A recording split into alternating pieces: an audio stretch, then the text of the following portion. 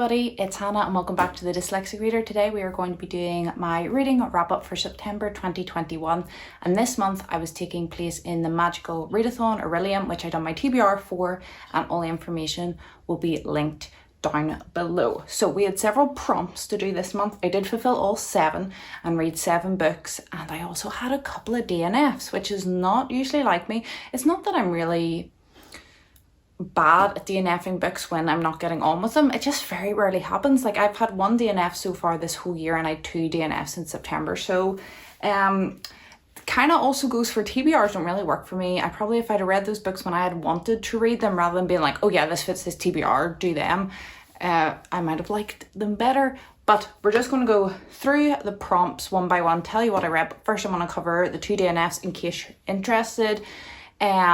I'll put their pictures up on screen. A lot of these were library books, so I've returned them. Gullstruck Island and Ace of Spades. And I was interested in both of these books. For the Ace of Spades, I just wasn't interested. It was a mystery, like a blackmail mystery. And I got like really far in, like 150 pages plus. I just didn't have the motivation to pick it up and keep going. And again, I think that was me at the time and not the book. And if I'd read the book at a different time and I might pick it up again, I probably would have liked it more. And Gullstruck Island, I just couldn't get with the writing. It wasn't that it was odd. I'm particularly picky about writing, especially being dyslexic. So I was reading it, I was like, I do not understand. I don't know what's happening. The premise was good. I was just reading pages over and over and over again, and I had no idea what was going on. And maybe that was meant to be what was happening, but I just wasn't vibing with it, which was probably my biggest disappointment because the premise sounded right up my alley.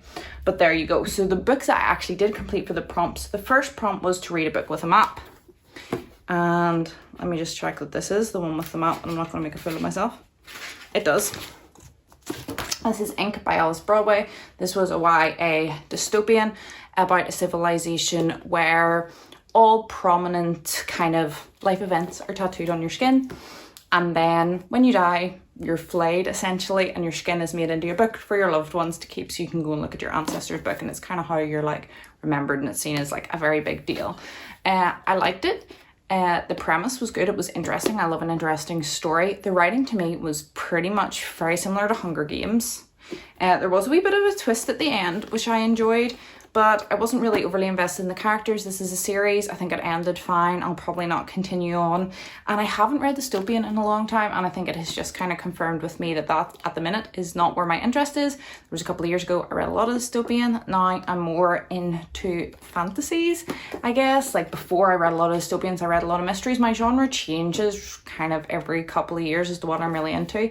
And at the minute, although I still enjoy them, dystopian isn't like my main genre at the minute, but I did enjoy it. I think I gave it either a really high 3 or a really low 4 stars. I can't remember exactly, but if it sounds up your alley, I would recommend it. It just didn't blow me away.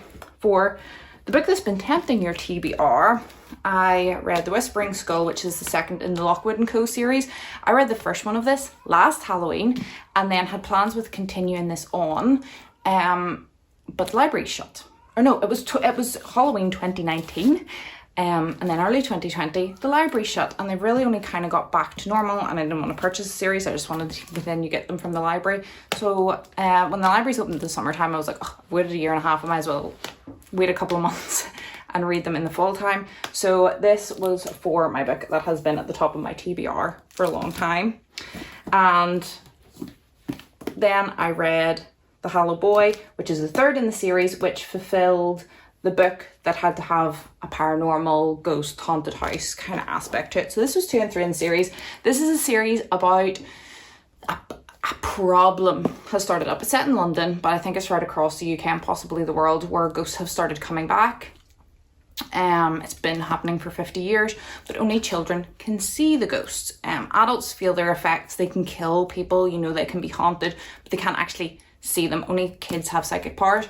So there's all these agencies which go and handle ghost problems, but all the people who work for them are obviously under the age of 18 because they're the only people that can see the ghosts. So it's about Lockwood & Co, which is a very small agency in London with just 3 employees, and it's their stories and about them going, and it's kind of like Ghostbuster-esque. I would say it's probably a wee bit more, it's not so much jump scary, but there certainly is like wee gory aspects to it. So I maybe wouldn't recommend it to very young, but certainly over the age of like 14 or 15, I think would enjoy these. For read a standalone book, I read Fish in a Tree, and I absolutely love this. I'll put the picture in. This was a book about a dyslexic child. I really, and about them coming to terms with it, getting diagnosed. I thought the characters were written really well. I appreciated that not the adults were like hopeful, hopeless and mean, and like sometimes I think in kids' book like all the adults are like dopey and don't care. So that wasn't the case in this one. I think it was a realistic portrayal. I think it was a really good kind of teaching resource for people who want to learn more about dyslexia. I gave it a 5 stars, and the only really hold up I had was it was kind of insinuated that our main character's symptoms and kind of problems that she were dealing with was like the symptoms of dyslexia. Like she had this, and that's what dyslexia is. But there's many people who can have dyslexia that struggle with other things and maybe don't struggle with those things. And that was not addressed, pointed out, hinted at in any way. It was like, oh, dyslexia does this, this, and this, and you have these things. But it can be so much more wider encompassing, and also there can be, even though there are kind of what you would call main traits that most people have, there can be people who are dyslexic that don't have those. So that was kind of my only thing that I would add. But the characters, writing, the wee story, everything was great. This was again a middle grade book. So this was really, really good. And for any teachers out there kind of wanting to read books with diverse characters and kind of talk about all these kind of topics, I would highly, highly recommend this one. I think this is the best book, children's book with a dyslexic main character that I have ever read. So this is high on the list, and I would say it's probably suitable for really any age, suitable wise, to be read to them if you're going to discuss it with them. But really for probably understanding, you're probably looking at 7 or 8 to 10 or 12, I think would be the golden period for this one. Rate a 5-star prediction. I picked The Sword and the Stone. I've had this for ages. I love the movie. I picked this up at a charity shop. I wasn't even aware that it was a book before it was a movie. This was written in the 1930s by T.H. White, and it pretty much follows quite similar storyline to the movie. The characters are different. The main kind of difference in the characters would be that Kay and I can't remember like the kind of father figure aren't really mean to Wart at all. Which the Disney, and then there's obviously like a couple of wee scenes in here that aren't in the movie because the books are always, you know, longer. You can put every scene in, but other than that, follows pretty closely.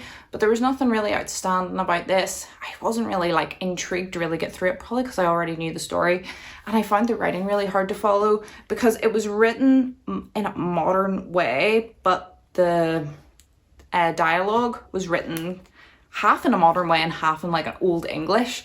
So it was really bizarre. I found a lot of the times I was like, what does that mean? And having to stop and like read a sentence several times to work it out.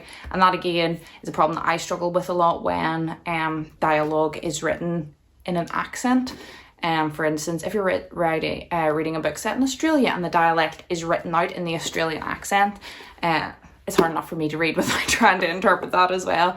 So this was a 3-star. It was fine. Certainly wasn't a 5-star prediction. I thought because I loved the movie and I've had this for so long and I've been just looking for it and saving it for like a really special time when I needed it, and it did not really come off. And then for the final prompt, it was a book in a school setting, and I chose A Bad Spell for the Worst Witch.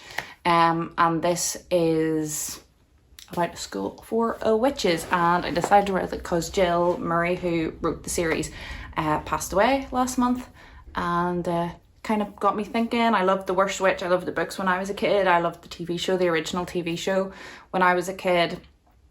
And it was one of those really influential series I feel like got a lot of kids into reading. So I was like, oh, I should reread at least 1 or 2 of those again. You know, it was a bit of a, just to remember the good times.